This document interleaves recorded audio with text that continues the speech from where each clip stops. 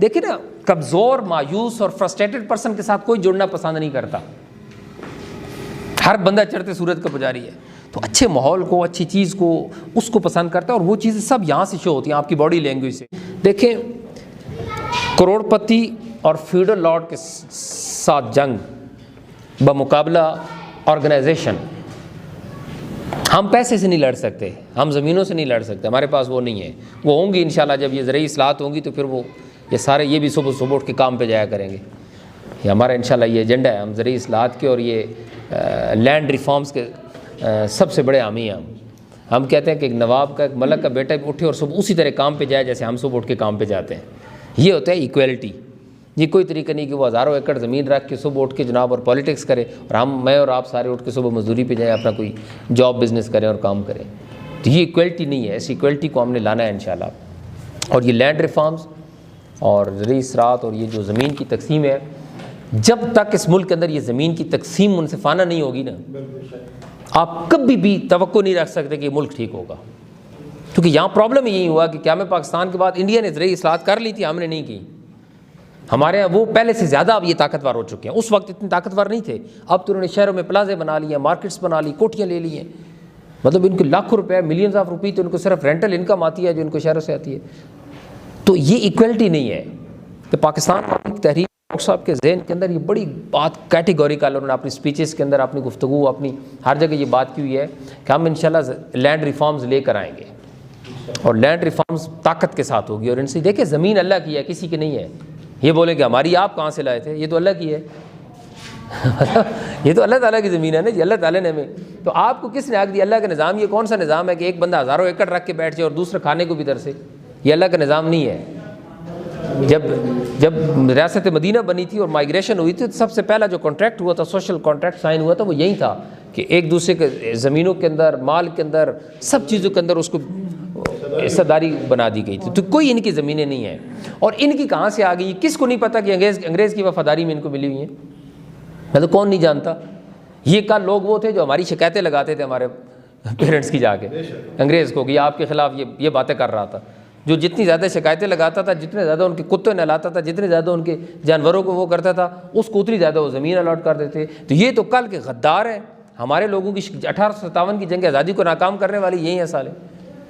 اگر یہ سارے نہ ہوتے اور یہ شکایتیں لگانے والے اور مخبریاں کرنے والے نہ ہوتے تو 1857 کی جنگ آزادی ناکام ہی نہ ہوتی.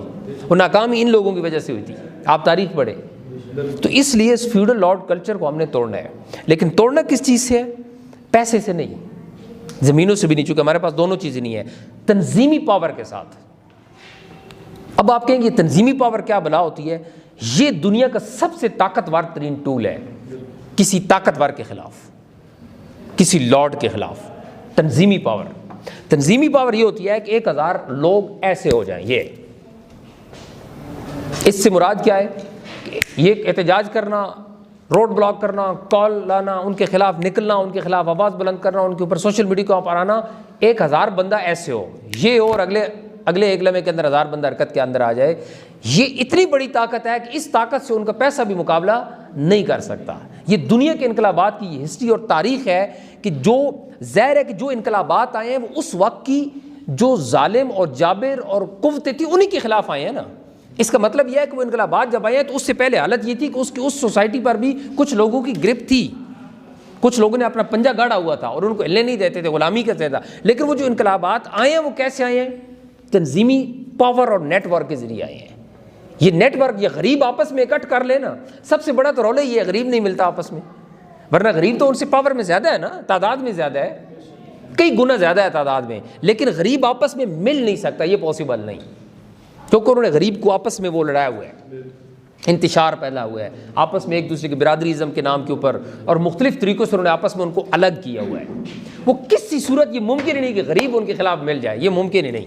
ورنہ اگر غریب مل جائے تو آپ سوچیں کہ کیا ان کے پیسہ یا ان کی طاقت یا ان کی زمینیں غریب کا مقابلہ کر سکتی ہیں؟ کبھی بھی نہیں کر سکتی.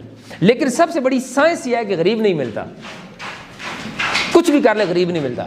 اب آرگنائزیشن اور تحریکوں کا کام کیا ہوتا ہے کہ غریب کو آرگنائز کرنا, ان تمام پسی ہوئی طبقات کو ایک پلیٹ فارم کے اوپر جوڑنا, ایک مقصد کے لیے ان کو اکٹھا کرنا, اور ان کو اتنا ٹرینڈ کر دینا, اتنا ویل ڈسپلن اور اتنا ویل آرگنائز کر دینا کہ اس کے ایک کال کے اوپر وہ لبیک کہیں. جب یہ کام ہو جائے تو سمجھے انقلاب آ گیا. اور یہ کتنے پرسنٹ لوگوں نے یہ جو خاندان ہے, یہ تو پورے ملک کے خاندان آپ کاؤنٹ کر لیں تو 400 سے زیادہ نہیں ہیں. ان کے ٹوٹل خاندان پورے ملک میں جو بڑے خاندان ہیں فیوڈل لارڈز کے, یہ 400 سے زیادہ نہیں بنتے, جبکہ غریبوں کی تعداد تو 22 کروڑ ہے. تو یہ 22 کروڑ کے اوپر 400 خاندان حکمرانی کر رہے ہیں. ریزن صرف ایک ہے کہ ان کو آپس میں اکٹھا نہیں ہونے دیتے. اور کوئی بھی آرگنائزیشن اور تنظیم, اس کا جو سب سے بڑی طاقت ہوتی ہے وہ یہ ہوتی ہے کہ وہ ایسی ہو جاتی ہے. ہماری 6 لاکھ آرمی ہے, دنیا اس سے ڈرتی ہے. کہاں 6 لاکھ آرمی اور کہاں دنیا کی طاقت؟ کیوں؟ ان کو پتہ ہے کہ یہ ویل ڈسپلنڈ ہے, یہ ویل آرگنائز ہے. اسلحہ تو اور بھی بڑے ملکوں کے پاس ہے. اگر صرف اسلحے سے جنگیں ہوتی تو روس کے پاس دنیا میں سب سے زیادہ اسلحہ رشیا کے پاس تھا, لیکن سوویت یونین ٹوٹ گیا, شکست ہو گئی. کیونکہ اسلحے سے جنگیں نہیں لڑی جاتی, صرف اس کے لیے آرگنائزیشن سٹرکچر, لوگوں کے ایک پچ پر ایک مائنڈ کے ساتھ ایک گول کو اچیو کرنے کے لیے کھڑا ہونا جو ہوتا ہے, دیٹس کالڈ آرگنائزیشن. تو ہمارا پرابلم کیا ہے کہ ہم اسکیٹرڈ ہیں. بینگ اے نیشن بھی اسکیٹرڈ ہے, بینگ اے تحریک بھی اسکیٹرڈ ہے. ہم ڈسپلن نہیں ہے, آرگنائز نہیں ہے. اگر ہم آرگنائز اور ڈسپلن نہیں ہوں گے, ہم یہ جنگ نہیں جیت سکتے. ہم اسی طرح پٹتے رہیں گے, یہ لوگ ہمارے اوپر حکمرانی کرتے رہیں گے. اور پھر اس فیوڈل لارڈ سوسائٹی کے اندر ہم نے ایک آرگنائزیشن کھڑی کرنی ہے اور ہم نے اس نظام کو گرانا ہے. تو آپ کیا سمجھتے ہیں ہزاروں ایکڑ زمینیں اتنی آسانی سے دے دیں گے؟ ایک مرلہ کوئی نہیں دیتا یہاں, اور اتنی بڑی. تو یہ کبھی بھی پاسبل نہیں ہوگا جب تک ہمارے پاس آرمی سے بھی زیادہ ڈسپلن ٹیم نہیں ہوگی. یہ میں آپ کو بتا رہا ہوں, یہ اسکیٹر لوگ, انڈسپلن لوگ, یہ اس طریقے کچھ نہیں کر سکتے, کچھ بھی نہیں کسی کا بگاڑ سکتے. ان سے ان کو کوئی خطرہ نہیں ہے. ان کو خطرہ صرف ایک چیز ہے اور وہ آرگنائزیشن ہے. آپ کے اسٹیبلشمنٹ کو خطرہ ہے, آپ کے نظام کو, اس نظام کی پروردہ لوگوں کو, کسی کو بھی اگر خطرہ ہے تو وہ صرف ایک بات ہے کہ کوئی یہ کسی طریقے سے بھی یہ لاکھوں لوگ آرگنائز نہ ہو جائیں. وہ اس سے ڈرتے ہیں, کیونکہ اگر یہ آرگنائز ہو گیا تو یہ تو ایک مشن کے لیے لڑیں گے, اور یہ تو جناب ایک کال پہ ایسے پورا وہ ہو جائے گا, نظام بلاک ہو جائے گا, تو یہ تو پھر ہمارے اوپر غلبہ حاصل کر لیں گے. جاگیردار ہمارے ساتھ نہیں آئے گا, بہت بڑا کیپیٹلسٹ سرمایہ دار ہمارے پاس نہیں آئے گا, کیونکہ اس کے مفادات وہاں ہیں. ظاہر چڑھتے سورج کی پجاری ہیں, وہاں مفادات ہو رہے ہیں, تو وہ پاگل ہے کہ ہمارے طرف آ جائے گا. لیکن ایک ایوریج مین, مڈل مین, وہ آئے گا ہمارے پاس. یہ نہیں ہو سکتا کہ آپ کہیں وہ بھی نہیں آتے, ہمارے ساتھ تو آتا ہی کوئی نہیں. اگر ہمارا یہ نظریہ ہے کہ ہمارے ساتھ تو کوئی بھی نہیں آتا, تو اس کا مطلب یہ ہے کہ ابھی ہمیں تحریک تو چھوڑ دیں, تحریک تو بہت بڑی چیز ہے, مارکیٹنگ کے بیسک پرنسپل بھی ہمیں نہیں پتا. یہ مارکیٹنگ کا بیسک پرنسپل ہے کہ دنیا کی کیوں کوئی بھی تھیوری, کوئی بھی نظریہ آپ لے کے چلے جائیں سوسائٹی کے اندر, آپ کو اپنے فالوورز مل جائیں گے. میں ابھی 4 دن پہلے ایک ٹریننگ سن رہا تھا, وہ بتا رہا تھا کہ آپ ایک شرابی کو صحرا میں چھوڑ آئیں, اس کی جیب میں ایک ٹکا نہ ہو, شام کو آپ کو ٹن ملے گا, کیونکہ اس کو اپنی چیز جو ہے وہ مل جائے گی. آپ دنیا کا کوئی تھیوری مجھے بتا دیں جس کے اس وقت دنیا میں فالوورز نہ ہو. قادیانیت دنیا کا سب سے غلیظ ترین مذہب, کوئی ان کی کوئی بیس ہی نہیں ہے, لاکھوں فالوورز ہے دنیا میں. کیا ان کو ان کی چاہنے والے نہیں ملے؟ بھائی مذہب, بہت سارے لوگ تو جانتے بھی نہیں ہوں گے کہ یہ کیا ہے, لاکھوں فالوورز ہیں ان کے. مجھے پتہ ہے اسی طریقے سے ہندوازم, بدھزم, مطلب دنیا کے اندر کتنے نظریے اور تھیوریز پائی جاتی ہیں, ان سب کو ان کے فالوورز مل گئے. جس طریقے سے میں آپ کو ابھی مثال دیتا ہوں, خادم رضوی صاحب آئے 2006 میں, ان کی جب یہ انٹرویو 2006 میں نہیں, یہ ابھی 4 سال پہلے جب ان کی انٹرویو فیض آباد کے اندر 17 میں 3 سال پہلے, تو کیا ہوا کہ جو ہی انہوں نے اپنا ایک نظریہ مارکیٹ میں پھینکا, اس نظریے کے چاہنے والے لاکھوں لوگ, ان کو ہزاروں لوگ یکدم مل گئے. وہ لوگ جو آپ کے ساتھ نہیں آ رہے تھے, اتنا عرصہ دراز سے آپ ان پہ محنت کرتے نہیں آتے, تو انہوں نے کہا واہ مزہ آ گیا, لیڈر تو اب آیا, کیونکہ ان کو وہ بولی اٹریکٹ کرتی تھی, لہٰذا وہ اس بولی کے اوپر چلے گئے, ان کے ساتھ مل گئے. تو اس لیے پہلی چیز یہ سمجھ لیں کہ اگر آپ یہ سمجھتے ہیں کہ ہمارے تھیوری, ہمارے نظریے کے اوپر کوئی نہیں آتا, تو کائنڈلی آپ نے اس نظریے سے ریویو کر لیں. یہ فالٹ ان کا نہیں ہے, یہ فالٹ ہمارا ہے. اگر میں یہ کہتا ہوں کہ کوئی نہیں آتا تو اٹس مین کہ اٹس مائی فالٹ. مجھے چاہیے کہ میں اپنا فالٹ ٹھیک کروں, یا مجھے چاہیے کہ میں ریزائن کر دوں, سائڈ ہو جاؤں, میں کہوں جی سوری بھائی یہ کام مجھ سے نہیں ہوتا, کوئی بھی نہیں آتا, تو پھر کوئی اور آ جائے گا, وہ لے آئے گا. لہٰذا لاکھوں کی آبادی ہے, لاکھوں کا ضلع ہے, مطلب کوئی ضروری نہیں کہ سارے لوگ ہی کوئی ان کے انڈر لگے ہوئے ہیں, اور سارے لوگ ہی مطلب وہ غلام ذہن ہے, اور سارے لوگ ہی مطلب وہ نیگیٹو مائنڈ ہے, اور صرف فرشتے ہم رہ گئے ہیں جو 10 لوگ بیٹھے ہیں اور باقی کوئی بھی نہیں. ایسی بات نہیں ہے. مسئلہ یہ ہوتا ہے کہ کوئی آپ کے ساتھ جڑتا تب ہے جب آپ کسی کے پاس جاتے ہیں, تو کوئی نہیں جڑتا جب تک آپ کسی کے پاس جاتے نہیں, تو آپ اپنی دعوت لے کر تو جائیں. اور آپ یہ سمجھیں کہ ایک دفعہ جائیں گے اور کسی کو دعوت دیں گے کہ آپ تحریک میں آ جائیں گے، وہ آ جائے گا، یہ بھی نہیں ہوتا. یہ مارکیٹنگ کا اصول نہیں ہے. مارکیٹنگ کا بیسک فنڈامنٹل سیم ہے کہ دنیا کی کوئی تھیوری، کوئی نظریہ، کوئی آرگنائزیشن، کوئی جماعت آپ لے کر چلے جائیں 10 لوگوں کے پاس، پروفیشنل وے کے ساتھ جائیں، 10 لوگوں کو اپنا نظریہ پیش کریں، اس میں سے ایک آپ کو ضرور یس کہے گا. یہ مارکیٹنگ پرنسپل ہے. اور اگر آپ یہ کہیں کہ ایک آپ کو فوری یس کہہ دے گا، کہتا ہے یہ بھی رانگ ہے، یہ غلط ہے، اس کو ہو سکتا ہے آپ کو 10 دفعہ فالو اپ دینا پڑے. اب جتنے لوگ ہم آئے ہیں، آپ میں سے کچھ لوگ نئے بھی ابھی جیسے بیٹھے ہیں، تو مجھے بتائیں کہ کیا آپ پہلی دفعہ ہی آپ کے پاس کو کسی نے بتایا اور آپ نے فوراً کہا ہاں جی میں تو آپ کے ساتھ ہوں؟ ہو سکتا ہے اس کو کتنی محنت کرنی پڑتی ہو، کتنی دفعہ آپ کو خطاب سنانے پڑتے ہوں، ڈیبیٹ کرنی پڑتی ہو، آپ کے سوال و جواب کلیئر کرنے پڑتے ہوں، تب آپ آئے. تو یہ اصل جو کرنے والا کام ہے، اسٹرگل ہے، وہ سمپل ہے کہ ہم یہ جتنے دوست بھی نظر آ رہے ہیں، یہ سارے وہ چہرے ہیں جو ہم پرانے ہیں. مطلب کوئی یہ کہتا ہے کہ الحمدللہ مجھے 10 سال ہو چکے ہیں، مجھے الحمدللہ 20 سال، مجھے الحمدللہ 30 سال ہو چکے ہیں. یہ بہت اچھی بات ہے، اللہ تعالیٰ اس پہ استقامت دے اور ہمیشہ ہماری موت بھی اسی مشن کے اوپر لائے. یہ تو سب سے بڑی دعا ہے. لیکن اصل چیز ہے کہ فریش بلڈ کیوں نہیں آیا، نئے لوگ کیوں نہیں آئے. نئے لوگ تو کسی بھی تحریک کے ایندھن ہوتے ہیں. نئے لوگ نہیں آتے تو وہ تحریکیں ختم ہو جاتی ہوتی ہیں، مٹ جاتی ہوتی ہیں.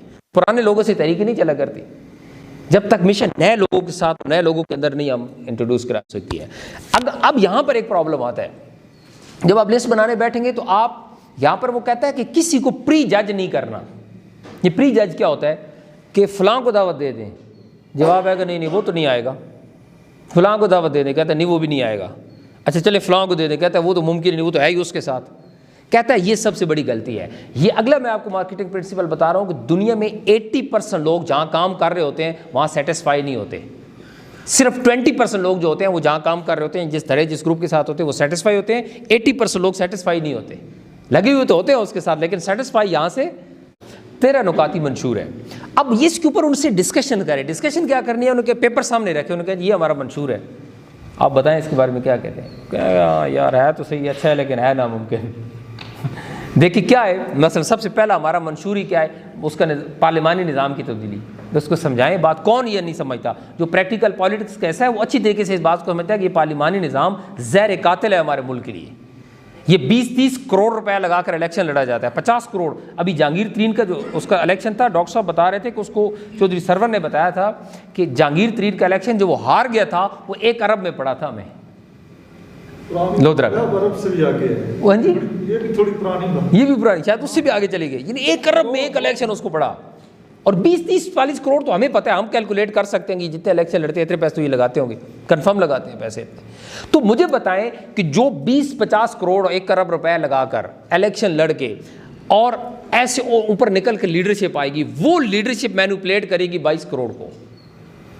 اس لیڈرشپ کی ذہنی آپ کا جو لیول ہوگا اس کو آپ اچھے طریقے سے ماپ سکتے ہیں کہ وہ کیا ہوگا. وہ چیپ لوگ، وہ جو مطلب ان کے پاس یہ پیسہ آیا کہاں سے؟ یہ سارے تو وہی ہوتے ہیں. ہمارے یہاں تو یہ لارڈز وغیرہ اور سینٹرل پنجاب ادھر چلے ہیں، یہ سارے سمگلر ہیں، سارے یہ بزنس مین ہیں، سارے 2 نمبری سے پیسہ بناتے ہیں، ان کی بلیک منی ہے اور وہ سارا یہاں لگا دیتے ہیں. تو اس لیڈرشپ سے آپ یہ توقع رکھیں گے کہ آپ کے ملک کو ٹھیک کر دے گی؟ یہ امپاسبل ہے، یہ ممکن ہی نہیں ہے. عمران خان نہیں، کوئی اور فرشتہ بھی آ جائے اور اس سسٹم کے تحت ان لوگوں کو ساتھ لگا کے وہ کہے گا تبدیلی لے آئے گا، یہ تصور بھی نہیں کر سکتے آپ. یہ چیز آپ نے اس لوگوں کو سمجھانی ہے جن کے ساتھ آپ میٹنگ کریں گے، ایک پازیٹیو وے کے ساتھ. اگر وہ پی ٹی آئی سے بھی ہے تاکہ وہ ڈائریکٹ بے شک مائنڈ نہ کریں، بڑے اچھی طریقے سے اس کی بات سمجھائیں. 35 صوبوں کے ہم نے بات کی ہے، ابھی آپ کو دیتے ہیں منشور کہ اس پہ سارے لکھا ہوا ہے کس ملک کی کتنی آبادی اور کتنے صوبے ہیں. ایک واحد بدقسمت ملک ہمارا ہے جہاں 22 کروڑ آبادی اور صرف 4 صوبے ہیں، اور ابھی تک وہ جنوبی پنجاب کے لارے لگا رہے ہیں، وہ ابھی تک نہیں بننے دے رہے، وہ ڈرامے کر رہے ہیں سارے. تو مطلب 35 صوبے، یونٹس بنانے ہیں، چھوٹے لیول پہ لے کے جانا ہے، پولیس، صحت، یہ ساری ریفارمز لانی ہیں ہم نے. تو یہ ریفارمز لائے گا کون؟ کیا اس الیکشن کے ذریعے بننے والے ایم این ایز اور ایم پی ایز لائیں گے؟ انہوں نے کہا کبھی بھی نہیں. تو اسی کے جناب آئے ہمارا ایسا بنے. پیٹ ایک واحد پارٹی ہے جس کے پاس یہ منشور ہے. یہ منشور تو کسی اور کی پارٹی کے پاس ہے ہی نہیں. مزے کی بات یہ ہے، یا تو یہ ہونا کہ جی یہ تو فلاں بھی کہہ رہا ہے، فلاں بھی کہہ رہا ہے. وہ فلاں نہیں کہہ رہا، جماعت اسلامی بھی نہیں کہہ رہی، پیپلز پارٹی بھی نہیں کہہ رہی، پی ٹی آئی بھی، کوئی بھی نہیں کہہ رہا جو ہم کہہ رہے ہیں. یہ پروڈکٹ صرف ہمارے پاس ہے. یعنی کوئی جھوٹا کلیم بھی نہیں کر رہا. سچا تو چلو بات کی بات ہوتی ہے نا، جھوٹا کلیم بھی کسی کا نہیں ہے جو ہمارے پاس ہے. تو جائیں ان کے ساتھ ڈسکشن کریں، گپ شپ کرنے میں کہ کپ آف ٹی ہوگا، آدھا گھنٹہ آپ کو لگے گا، تو اس کو دعوت دیں، اسے کہ جناب آئیں آپ ہمارے ساتھ چلیں. اس کہ جی آپ کے پاس ہے کیوں؟ ان کا سب کچھ ہمارے پاس ہے، فیوچر ہی ہمارا ہے، مستقبل ہمارا ہے، اور ہم ان شاء اللہ تعالیٰ ہم ارادہ رکھتے ہیں، ہم اس پہ کمیٹڈ ہیں کہ ہم اس ملک کے مقدر کو بدلیں گے. اور میں آپ کو بتا رہا ہوں ایک ایک شخص اتنا قیمتی ہوتا ہے کہ وہ دنیا کی ریالٹی کو بدل سکتا ہے. اللہ تعالیٰ نے اس 6 فٹ کی باڈی کے اندر وہ کچھ رکھا ہوا ہے.